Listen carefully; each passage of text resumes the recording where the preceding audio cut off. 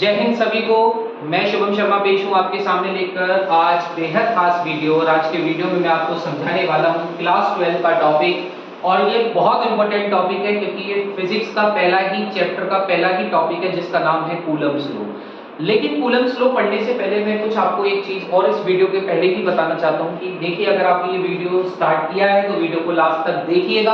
अगर आप सीरियस हैं अपनी स्टडी को लेकर, आप सीरियस हैं अपने टॉपिक्स को अंडरस्टैंडिंग बेटर करने के लिए, तो आप इस वीडियो को लास्ट तक जरूर देखिएगा। और इस कूलम्ब्स लॉ को केवल आप सीबीएसई बोर्ड वाले बल्कि यूपी बोर्ड वाले भी देख सकते हैं, क्योंकि मैं हिंदी में बोलूंगा भी और हिंदी में समझाऊंगा भी, तो आपको भी कोई परेशानी कोई दिक्कत का सामना नहीं करना पड़ेगा। मेरी पूरी कोशिश है कि इस वीडियो को जितना सिंपल वे में मैं समझा सकूं उतने सिंपल वे में आप तक अपनी बात रखने में कोशिश करूंगा पूरी। और अगर आपको वीडियो अच्छा लगेगा तो आप शेयर और लाइक करना बिल्कुल मत भूलिएगा। आइए स्टार्ट करते हैं आज का टॉपिक जिसका नाम है कूलम्ब्स लॉ। देखिए, कूलम्ब्स लॉ पहले हम समझते हैं कि कूलम्ब्स का ये जो सिद्धांत है, ये जो नियम है, ये आया कहां से। देखिए, जब कूलम्ब्स की बात करें तो कूलम्ब्स अगस्त कूलम्ब नाम के एक साइंटिस्ट थे जो फ्रेंच फिजिसिस्ट थे, ठीक है, यानी कि फ्रेंच के भौतिक वैज्ञानिक थे जिन्होंने दो चार्जेस के बीच में लगने वाले इलेक्ट्रोस्टैटिक फोर्स को पहली बार एक्सपेरिमेंटली मेजर किया था। पहली बार, यानी कि एक्सपेरिमेंट के बाद ही मेजर्ड वैल्यू निकाली गई है। अब बिना एक्सपेरिमेंट के निकाल देते तो कोई मानता कि इतनी वैल्यू होगी दो चार्जेस के बीच में। इन्होंने एक्सपेरिमेंट किया, उसके बाद इस एक्सपेरिमेंटल वैल्यू को कैलकुलेट करके फिर अपने सारे एविडेंस सामने रखे, उसके बाद इसको मान्यता मिली और आज ये आपके फिजिक्स में टॉपिक है जिसका नाम है कूलम्ब्स लॉ। ठीक है, तो ये फ्रेंच फिजिसिस्ट थे। 1875 में इन्होंने इस दो चार्जेस के बीच में लगने वाले इलेक्ट्रोस्टैटिक फोर्स को कैलकुलेट किया, वो भी experimentally by using the torsion balance. अब व्हाट इज टॉर्सन बैलेंस? तो फिजिक्स में आप जानते हैं टॉर्सन बैलेंस एक सेंसिटिव डिवाइस होती है जो फोर्स को मेजर करती है। जैसे आप जानते हैं गैल्वेनोमीटर को, गैल्वेनोमीटर सेंसिटिव डिवाइस है to detect small electric current. ऐसे ही टॉर्सन बैलेंस एक सेंसिटिव डिवाइस है जो फोर्स को मेजर किया करता है। तो उसी टॉर्सन बैलेंस का इस्तेमाल करते हुए इन्होंने दो स्टैटिक चार्जेस के बीच में फोर्स को कैलकुलेट किया और वही फोर्स कहलाया इलेक्ट्रोस्टैटिक फोर्स, और ये पूरा नियम कहलाया कूलम्ब्स लॉ। क्योंकि कूलम्ब्स ने इसको एक्सपेरिमेंटली कैलकुलेट किया था तो जाहिर सी बात है उसने इसको अपने नाम पर ही दिया और इसका नाम था कूलम्ब्स लॉ, यानी कि कूलम्ब्स का सिद्धांत। कूलम्ब्स लॉ कहते हैं, कूलम्ब्स के लिए दो बातें बड़ी इंपॉर्टेंट है। पहली बात है, कूलम्ब्स कहते हैं कि जो चार्जेस होने चाहिए वो आपके पॉइंट चार्जेस होने चाहिए, मस्ट बी पॉइंट चार्जेस। अभी मैं समझाऊंगा कि पॉइंट चार्जेस क्या होते हैं। और दूसरी उन्होंने जो कंडीशन रखी वो ये रखा कि चार्जेस आर एट रेस्ट। मतलब पहली कंडीशन ये थी कि जो चार्जेस हैं वो चार्जेस आपके पॉइंट चार्जेस होने चाहिए। पॉइंट चार्जेस का मतलब है कि जो चार्ज का साइज होगा, जो चार्ज का लीनियर साइज होगा, वो हर कंडीशन में उन दोनों के बीच में लगने वाली डिस्टेंस से कम ही होना चाहिए। अगर वो उन दोनों में लगने वाली डिस्टेंस से ज्यादा हुआ तो चार्जेस का साइज भी कंसीडर करना पड़ेगा, जिसकी वजह से जो एक्सपेरिमेंटल वैल्यू कैलकुलेट हुई है वो कहीं ना कहीं डिफर हो जाएगी। इस वजह से दूसरी कंडीशन क्या थी कि चार्जेस रेस्ट में होने चाहिए, यानी कि मोशन में नहीं होने चाहिए। इस रेस्ट को हम दूसरा नाम भी देते हैं, दूसरा नाम है इसका स्टैटिक। यानी कि हम कह सकते हैं कि जो इलेक्ट्रोस्टैटिक फोर्स है वो दो स्टैटिक चार्जेस के बीच में कैलकुलेट किया गया है। अगर हम दो चार्जेस की बात करें तो देखिए, पहला चार्ज है जिसका नाम हमने Q1 रख दिया और दूसरा चार्ज है जिसका नाम हमने Q2 रख दिया। ठीक है, अब ये जो दोनों चार्जेस हैं, ये दोनों चार्जेस पहली कंडीशन को फॉलो करते हैं कि ये पॉइंट चार्जेस होने चाहिए, यानी कि इनकी जो लीनियर डिस्टेंस है वो इन दोनों के बीच में लगने वाली डिस्टेंस से कम है। आप खुद देखो, ये डिस्टेंस इतनी बड़ी आ रही है और ये डिस्टेंस बहुत मामूली सी है। तो कहने का मतलब है कि चार्जेस का जो लीनियर साइज होना चाहिए वो इन दोनों के बीच में लगने वाली डिस्टेंस से कम होना चाहिए, जिसकी वजह से आप इसके साइज को इग्नोर कर दोगे तो उससे आपकी जो इलेक्ट्रोस्टैटिक फोर्स है वो वही निकलेगा जो कूलम्ब्स ने कैलकुलेट किया था। ठीक है, अब ये जो दो चार्जेस हैं, इन दोनों चार्जेस के बीच की डिस्टेंस को हमने r मान लिया है। दूसरी कंडीशन थी चार्ज रेस्ट में होना चाहिए, तो भाई चार्ज कहीं भाग तो नहीं रहा, चार्ज यहीं रखा हुआ है, इसका मतलब चार्ज आपका रेस्ट कंडीशन में ही रखा हुआ है। ठीक है, अब कूलम्ब्स का लॉ जो कहता है, कूलम्ब्स कहता है कि अकॉर्डिंग टू दिस लॉ, इस लॉ के अकॉर्डिंग कूलम्ब्स ने दो बातें यहां पर निकाली। पहली बात, कूलम्ब्स कहते हैं कि इन दोनों के बीच में लगने वाला जो इलेक्ट्रोस्टैटिक फोर्स होगा, इन दोनों के बीच में लगने वाला जो इलेक्ट्रोस्टैटिक फोर्स होगा वो हमेशा डायरेक्टली प्रोपोर्शनल होगा इन दोनों चार्जेस के प्रोडक्ट के, इन दोनों चार्जेस की प्रोडक्ट के, यानी कि Q1 और Q2 के। और दूसरी बात उन्होंने कही, ये जो इलेक्ट्रोस्टैटिक फोर्स होगा ये इन दोनों के चार्जेस के बीच में जो डिस्टेंस लग रही है इसके इनवर्सली प्रोपोर्शनल, और इसका भी क्या, स्क्वायर, यानी कि the distance between two charges, दोनों चार्जेस के बीच की जो डिस्टेंस होगी उसके स्क्वायर के इनवर्सली प्रोपोर्शनल होगा। इनवर्सली प्रोपोर्शनल का मतलब समझते हैं। जैसे मैं आपसे कहूं कि ये एक पॉजिटिव चार्ज है, ये आपका एक नेगेटिव चार्ज है। आप जानते हैं कि चार्ज आपके दो टाइप के होते हैं, first is positive, second is negative, ठीक है। और पूरे ब्रह्मांड की उत्पत्ति भी इसी चीज पर है कि दो ही आपकी एनर्जी इस ब्रह्मांड में घूमती है, पॉजिटिव एनर्जी और एक नेगेटिव एनर्जी। आपको पता होगा कि अगर आप एक पॉजिटिव चार्ज लें और एक नेगेटिव चार्ज लें, फिलहाल आप समझ लें कि ये पॉजिटिव चार्ज है और ये नेगेटिव चार्ज है, जो डस्टर है वो नेगेटिव चार्ज है, जो मार्कर है वो पॉजिटिव चार्ज है। अगर ये पॉजिटिव चार्ज इस नेगेटिव चार्ज के पास आएगा तो बताओ इन दोनों के बीच में अट्रैक्शन होगा या एक दूसरे से दूर चले जाएंगे? एग्जैक्टली आपको पता है कि चार्जेस की प्रॉपर्टी जो कहती है वो ये कहती है कि अनलाइक चार्जेस, यानी कि ऐसे चार्जेस जो एक दूसरे से विपरीत हैं, ठीक है, जो एक दूसरे से विपरीत हैं, उन दोनों चार्जेस के बीच में हमेशा क्या लगता है, अट्रैक्शन फोर्स लगता है। जबकि दो अगर सेम चार्जेस यहां पर होते, अगर ये भी पॉजिटिव चार्ज होता है, ये भी पॉजिटिव चार्ज होता, तो इन दोनों के बीच अट्रैक्शन ना होकर क्या होता, ये एक दूसरे के करीब ना आकर एक दूसरे से दूर हो जाते। इसको बोलते हैं रिपल्शन, ठीक है। तो कहने का मतलब क्या है कि अगर दो पॉजिटिव चार्जेस हैं या दो नेगेटिव चार्जेस हैं तो इनके बीच में हमेशा फोर्स ऑफ रिपल्शन काम करेगा, और अगर दो अपोजिट चार्ज हैं यानी कि पॉजिटिव और एक नेगेटिव, तो इन दोनों के बीच में हमेशा अट्रैक्शन फोर्स काम करेगा। जैसे हमारे पास अगर एक पॉजिटिव चार्ज यहाँ पर है और एक नेगेटिव चार्ज यहाँ पर है, तो आप बताओ इन दोनों के बीच में क्या होगा? तो आप बिल्कुल सही बोल रहे हैं, इन दोनों के बीच में होगा फोर्स ऑफ अट्रैक्शन। क्या होगा? Force of attraction. लेकिन अगर दो पॉजिटिव चार्ज की बात करें तो इन दो पॉजिटिव चार्ज के बीच में क्या लगेगा? आप कहोगे इन दोनों पॉजिटिव चार्ज के बीच में जो लगेगा वो होगा force of repulsion. Force of repulsion का मतलब क्या है कि ये दोनों बॉडी एक दूसरे के करीब आने की बजाय एक दूसरे से दूर भागेंगी। इसके लिए बड़ा सिंपल सा मैं आपको एक एक्सपेरिमेंट समझा देता हूं। आप घर में एक मैग्नेट लेना और एक दूसरे हाथ में मैग्नेट लेना, दो मैग्नेट लेना, ठीक है। मैग्नेट का सेम फील्ड, यानी कि जैसे नॉर्थ पोल साउथ पोल होते हैं मैग्नेट के, तो नॉर्थ पोल इस तरफ से आप अपनी इस तरफ कर लो और इस मैग्नेट का भी नॉर्थ पोल इस तरफ कर लो। तो जब आप दोनों के नॉर्थ पोल को एक दूसरे के करीब लाओगे तो आप देखोगे दोनों की दोनों मैग्नेट उस तरफ से आपकी अट्रैक्ट होगी ही नहीं, ठीक है। क्यों नहीं होगी? क्योंकि जब सेम पोल के साथ आता है तो उसके बीच में हमेशा रिपल्शन ही हो जाता है। वही चार्ज है, मैंने बोला कि पूरी की पूरी जो सृष्टि की रचना है वो इसी दो चार्जेस पर है कि एक पॉजिटिव एनर्जी, एक नेगेटिव एनर्जी। पॉजिटिव एनर्जी का नेगेटिव एनर्जी के साथ मिलन हो जाता है, लेकिन पॉजिटिव पॉजिटिव के साथ मिलन नहीं करती और नेगेटिव नेगेटिव के साथ मिलन नहीं करती, ठीक है। तो वही हम बात कर रहे हैं यहाँ पर Q1 और Q2 जो है वो पॉजिटिव चार्ज भी हो सकते हैं, यानी कि दोनों के दोनों सेम चार्ज भी हो सकते हैं और दोनों के दोनों डिफरेंट चार्ज भी हो सकते हैं। दोनों ही पॉसिबिलिटी यहाँ पर ली गई है कूलम्ब्स लॉ के द्वारा, इसलिए इस फोर्स को हम इलेक्ट्रोस्टैटिक फोर्स बोलते हैं, ठीक है। अगर मैं बात करूं तो ये फोर्स काफी हद तक आपको लगेगा न्यूटन्स के लॉ ऑफ ग्रेविटेशन के साथ मिलता हुआ। अगर किसी ने यूनिवर्सल लॉ ऑफ ग्रेविटेशन पढ़ा है, न्यूटन के द्वारा दिया गया जो गुरुत्वाकर्षण का सिद्धांत था वो यही था कि अगर दो बॉडी हैं जिसमें एक बॉडी अर्थ है और एक दूसरी बॉडी है जैसे कि हम ही हो गए या कोई भी बॉडी हो गई, तो उस बॉडी का मास और अर्थ का मास, इन दोनों मास की जो प्रोडक्ट होगी वो डायरेक्टली प्रोपोर्शनल होती थी ग्रेविटेशनल फोर्स के, और इन दोनों के बीच की जो डिस्टेंस होती थी वो हमेशा इनवर्सली प्रोपोर्शनल होती थी। यही आपने पढ़ा होगा। वही दोनों कंसेप्ट यहाँ पर भी उठाए गए हैं कि दोनों बॉडी के चार्जेस की प्रोडक्ट के डायरेक्टली प्रोपोर्शनल है इलेक्ट्रोस्टैटिक फोर्स, और दोनों के चार्जेस के बीच में लगने वाली डिस्टेंस के इनवर्सली प्रोपोर्शनल है इलेक्ट्रोस्टैटिक फोर्स। तो ये सिमिलैरिटी है कि न्यूटन्स का लॉ ऑफ ग्रेविटेशन से काफी हद तक प्रेरणा लेते हुए इस लॉ को डिजाइन किया गया होगा, ठीक है। अगर हम इन दोनों इक्वेशनों को कंबाइन करेंगे तो हम देखेंगे, अगर ये इक्वेशन नंबर फर्स्ट है और ये इक्वेशन नंबर सेकंड है, अगर हम दोनों इक्वेशन को यहाँ पर कंबाइन कर लें तो हमारा जो इलेक्ट्रोस्टैटिक फोर्स आएगा वो क्या आ जाएगा? वो आ जाएगा आपका Q1 Q2 upon R square. Q1 Q2 upon R square.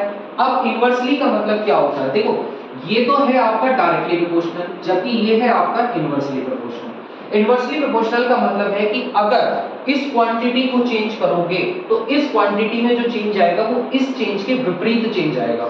यानी कि अगर मैं डिस्टेंस को बढ़ा देता हूं तो मेरा इलेक्ट्रोस्टैटिक फोर्स कम हो जाएगा, अगर मैं डिस्टेंस को घटा देता हूं तो मेरा इलेक्ट्रोस्टैटिक फोर्स ज्यादा हो जाएगा। अब आप इसी चीज से समझो कि अगर मैं आपसे पूछूं कि एक पॉजिटिव चार्ज है और एक नेगेटिव चार्ज है, ऐसे एक पॉजिटिव चार्ज है और एक पॉजिटिव चार्ज है। अब आप मुझे ये बताओ इन दोनों चार्जेस के बीच की अगर हम बात करें तो इन दोनों चार्जेस के बीच में यहाँ डिस्टेंस अगर r है तो यहाँ पर जो डिस्टेंस है वो कैपिटल R है, क्योंकि आपको पता है कि अगर दो बॉडी एक दूसरे की तरफ अट्रैक्ट करेंगी तो जाहिर सी बात है उनके बीच में जो डिस्टेंस होगी वो कम होगी, जबकि अगर दो बॉडी एक दूसरे को रिपेल करेंगी तो उन दोनों के बीच की जो डिस्टेंस है वो ज्यादा होगी। क्यों? क्योंकि वो एक दूसरे की तरफ नहीं आ रही बल्कि एक दूसरे से दूर भाग रही है। तो जब r बढ़ता है तो r बढ़ने से कारण क्या होगा, इन दोनों के बीच में लगने वाला इलेक्ट्रोस्टैटिक फोर्स कम हो जाएगा। क्यों? क्योंकि हमारा इलेक्ट्रोस्टैटिक फोर्स इनवर्सली प्रोपोर्शनल है किसके, इन दोनों के बीच में लगने वाली डिस्टेंस के। जब दोनों पॉजिटिव और नेगेटिव चार्ज आपस में आएंगे तो इन दोनों के बीच अट्रैक्शन होगा, जिसकी वजह से जो डिस्टेंस होगी वो काफी कम हो जाएगी। यानी कि अगर दो बॉडी एक दूसरे के साथ चिपक भी जाए तब भी वो 100% अट्रैक्शन नहीं होता, उसमें कुछ ना कुछ डिस्टेंस हमेशा रहेगी ही रहेगी। तो ये वो छोटी सी डिस्टेंस है, तो ये जो छोटी सी डिस्टेंस है ये जितनी कम हुई उतना फोर्स ऑफ अट्रैक्शन बढ़ गया। भाई आप सोचो अगर ये 2 गुना कम हुई तो 4 गुना फोर्स ऑफ अट्रैक्शन बढ़ेगा, क्योंकि स्क्वायर के इनवर्सली प्रोपोर्शनल है। अगर ये 2 गुना कम कर दी तो फोर्स ऑफ अट्रैक्शन 4 गुना बढ़ जाएगा, और अगर आपने ये 2 गुना बढ़ा दी तो फोर्स ऑफ अट्रैक्शन 4 गुना घट जाएगा। बात आई समझ? अब आप इसको ऐसे भी समझ सकते हो कि आप एक मैग्नेट लो, एक दूसरी मैग्नेट लो, ठीक है। जब आप दोनों मैग्नेट को अपोजिट चार्जेस से अट्रैक्ट करवाओगे तो दोनों मैग्नेट एक दूसरे के साथ इस तरीके से अट्रैक्ट हो जाएंगे, ठीक है। अब क्या होगा, इन दोनों को हटाना बहुत मुश्किल पड़ेगा। क्यों? क्योंकि इस वक्त इन दोनों के बीच में लगने वाला इलेक्ट्रोस्टैटिक फोर्स बहुत ज्यादा हाई है। समझने की कोशिश करो।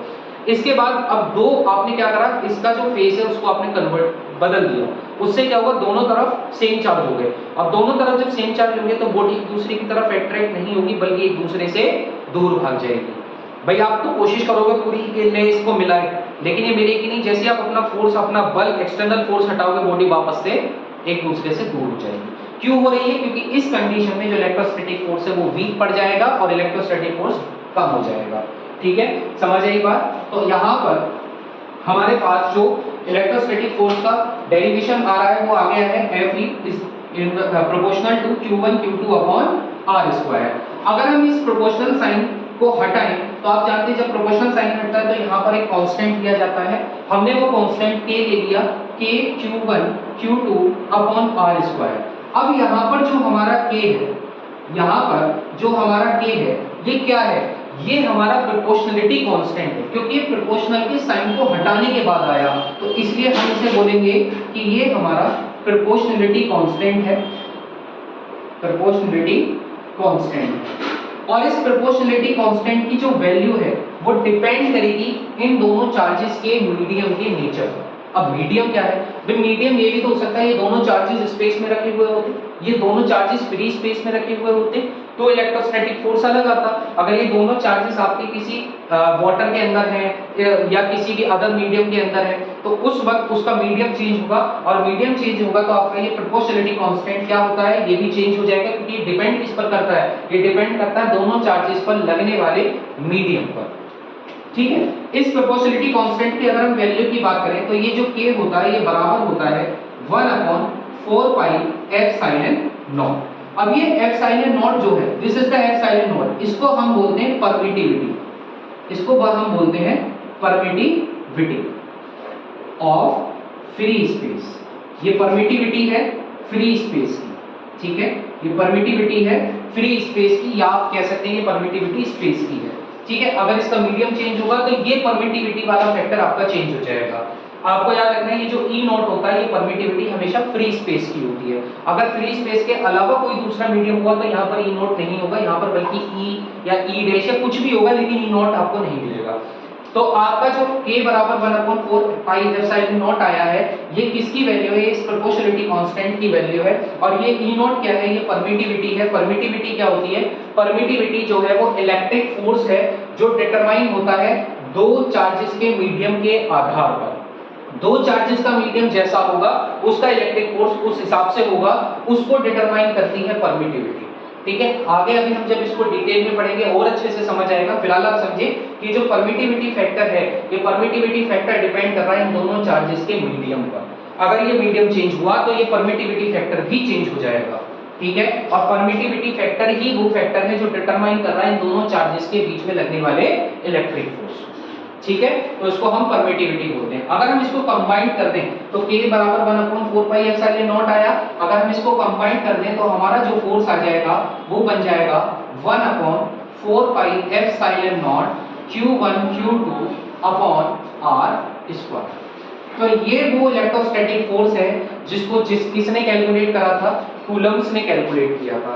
लेकिन आपको दो कंडीशन याद रखनी है कि जो ये इलेक्ट्रोस्टैटिक फोर्स है, पहली कंडीशन ये है कि ये पॉइंट चार्जेस के बीच में लगने वाला इलेक्ट्रोस्टैटिक फोर्स है, और दूसरी कंडीशन ये है कि ये दोनों के दोनों चार्जेस आपके स्टैटिक चार्जेस, दोनों के दोनों चार्जेस आपके स्टैटिक चार्जेस हैं।